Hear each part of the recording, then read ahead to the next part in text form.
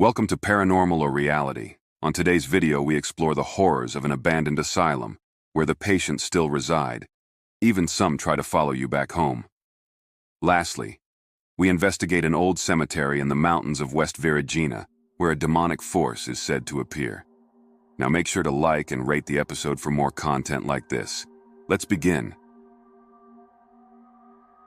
My boyfriend reminded me today of an encounter I had told him a few years ago that I completely forgot about. This story happened about 10 years ago when I was still in high school. Growing up, my family always watched paranormal shows from ghost hunters to Paranormal State. My brothers were really into the paranormal and would drive past this old cemetery to take pictures. Both my brothers are older, so they decided to find a new place to see. This happened to be an old asylum. I will not say where because we were trespassing on the property. One night my brother invited me to go along, and I said yes. There were only 4 of us that went along this time: my brother, his boyfriend, their friend Kim, and me. I did not know what I was getting myself into. There is a long winding road in order to get to the asylum, which had multiple buildings and tunnels connecting each building. The first building we went into was the theater. This area had its roof collapse at some point in time, so we could only stand in the entranceway. My brother's boyfriend brought a tape recorder to see if we could record anything. We asked a bunch of questions but did not hear anything while we were there. We listened to the tape when we got home and heard a little girl say, "Hello." It was one of the creepiest things I had ever heard. After the theater, we were just walking around the grounds when I saw this white figure following the pathway.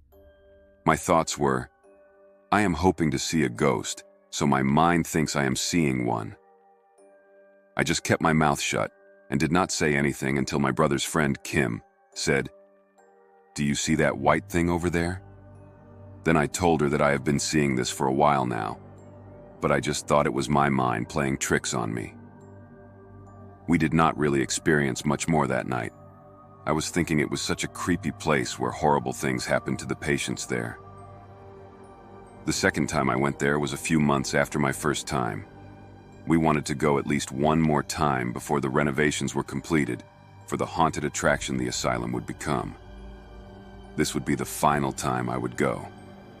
The moon was full, or almost full, because we did not need a flashlight to see.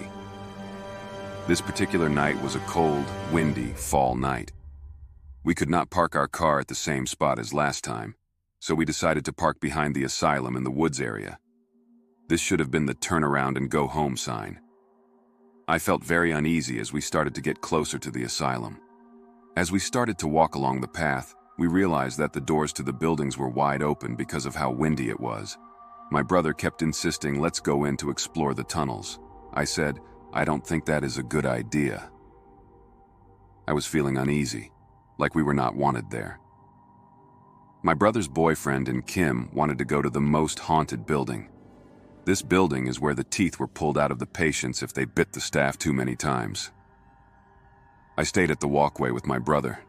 In about 5 minutes, they came running back, stating we need to leave now. There was a dark, shadowy figure on the walkway between buildings. They had no idea what it was. By the looks on their faces, I believed them. This wasn't the scariest part for me. When I returned home that night, I began having the same recurring dream for about a month, that I was a mentally ill patient, and my grandfather was feeding me.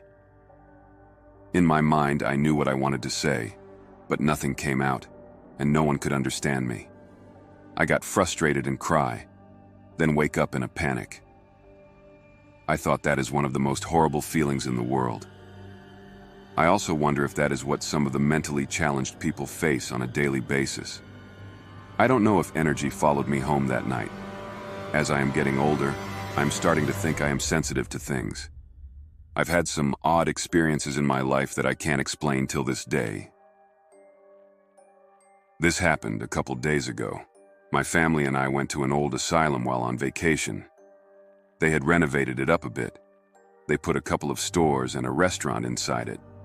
So my father thought it would be a nice place to visit. When we first drove into the driveway, I was overcome with dizziness. I couldn't see straight, and I could finish typing the message I had been typing before we pulled in. As I got out of the car, the dizziness subsided for the most part, so we all went inside. It still looked like an asylum. The doors were like metal cage doors. The floor was old and cracked. The walls were old, yellowed bricks, and there were entrances that were covered over with more bricks so no one could enter. As we began walking down the halls, I noticed something was off. The overall feeling in the place was just terrible. I started getting a headache, but it was only a minor one. I know spirits can give people headaches and stomach aches, so I was not surprised. As I said before, mine was minor, but I couldn't help but notice that my sister was looking worse and worse. As we continued walking down the hall, we stopped to look at one of the stores. There was an old-looking metal door that resembled something that would be on an animal cage. It was just a pitch-black empty room on the other side. I had mentioned to my mother the feeling I had about the place, so as a joke, she held me close to the cage and said, "Look in there. Do you see a ghost yet?" As they were all laughing, I stood there in shock, because someone was on the other side of the gate looking back at me. I ripped away from her grasp to keep walking down the hall away from the cage door. My sister was giving me a look, so I knew she wanted to tell me something.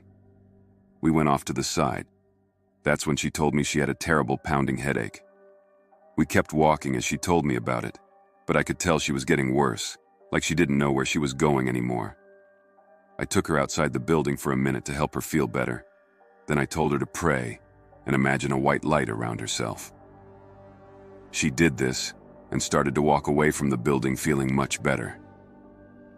My father scheduled for us to eat inside the building. Our table was ready, so we were forced to go back inside. She told me her headache was even worse than before. She was about to pass out. Then she said the praying and white light now made it worse. We were texting each other. Then she told me that she felt a strong pressure on her back and head. Soon enough, I could see she couldn't take it anymore. So I took her outside again. My parents were furious, but only because they didn't understand. Once I took her outside, she started to cry and shake. So I took her away from the building for us to walk it off. Shortly after that, her headache stopped. Our parents texted us telling us that the food was ready, so we again were forced to enter the building. I held her hands and prayed with her before we entered again. We ate as fast as possible and got out even before our parents did. As we drove off, she still felt uneasy. We got out of the car at our next destination, but it was almost like we were still in the asylum. My sister started crying and shaking again. Then she asked me if the spirit can make her do stuff. I asked her why. She told me that it was giving her suicidal thoughts, that it was making her depressed and draining her energy. I took her, my mom, and my dad to go pray together. As I placed my hand on her head while praying, I got this weird feeling. I could feel it still there, almost like it was holding on to her. It had followed us there, thinking she would be an easy target. Maybe she would have been if I wasn't there. That's what scares me the most. I'm not sure if it's gone or not, but when we arrived back at the hotel, I saw and heard someone following me in the hallway. I thought it was my sister, but when I turned around, no one was there. That could have just been a different spirit. I'm pretty used to them now. Last night, my sister and I didn't sleep well. We were kept awake all night. Maybe we were scared, or we were kept up by something else. Something dark and inhuman. I guess we'll know soon enough.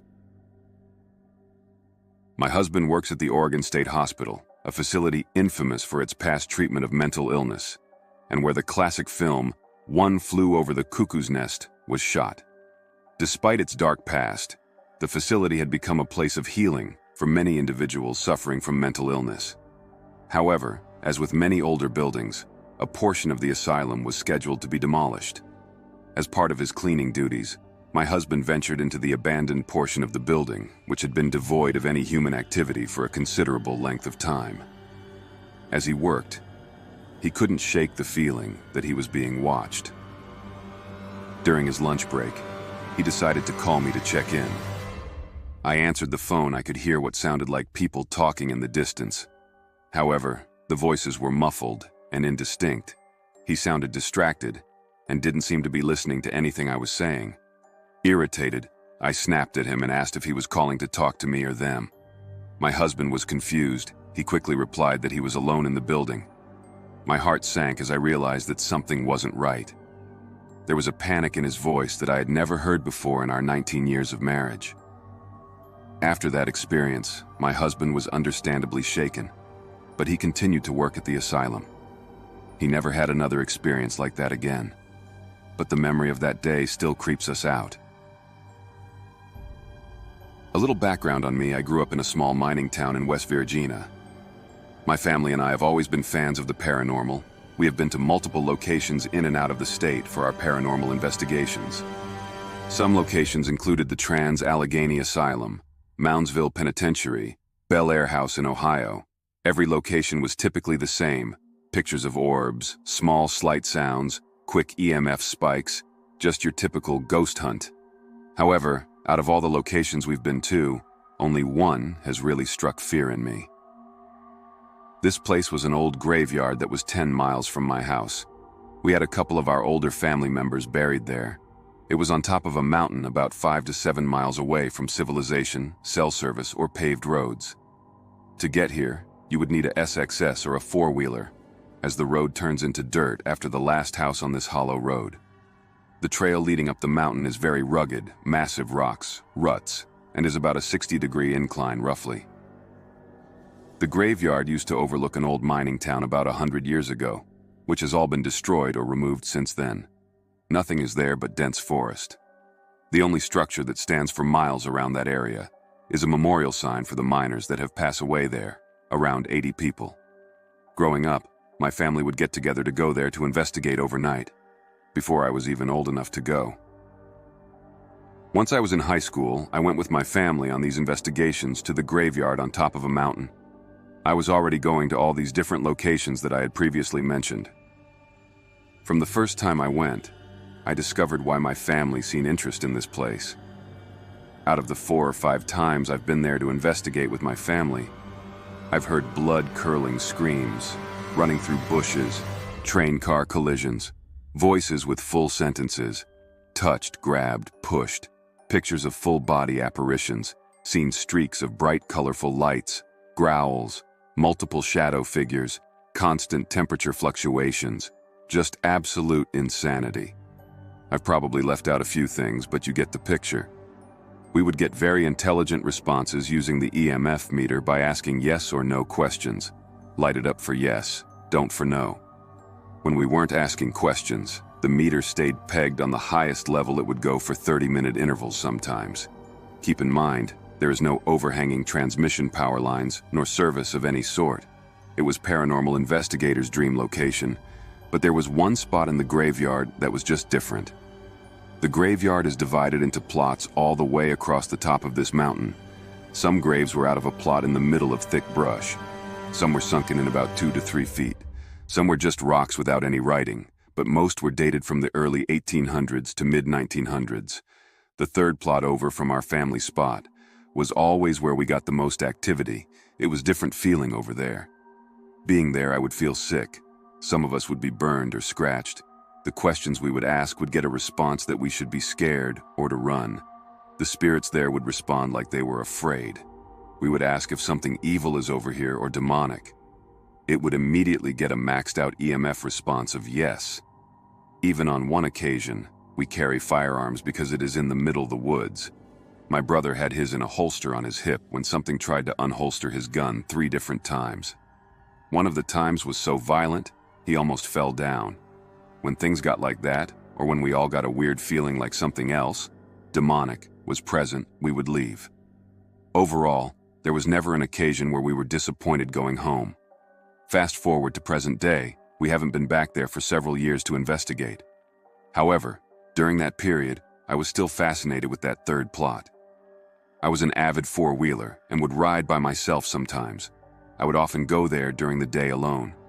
At that plot, I would notice that there were no bugs, animals, or light around, just the wind through the trees. I would go there alone a few times a year to just sit or walk around because the place just fascinated me. It got to the point where I would get exceedingly angry if someone in my family mentioned investigating there, then we ended up not going. Little did I know what I was inviting into my home. Recently this past year, activity began in my house. Doors opened, strange dreams, heavy footsteps, banging, sounded almost like deep, heavy bass. I was touched or grabbed while sleeping, even during the day. Knocks on walls. My room constantly felt hot like a sauna, curtains moving, lights flashing. Once we all noticed this happening, we saged the house weekly, placed salt on the windows and door frames, even hung blessed crosses above the doors. Since then, there has been no recent activity. Couple odd days where something small would happen, but nothing in comparison. I also recently discovered from a bishop on TikTok that people often become obsessed by a location in the presence of the demonic entity. Learning that, I have not been back there, nor plan to. Thanks for tuning in. Watch another video if you dare.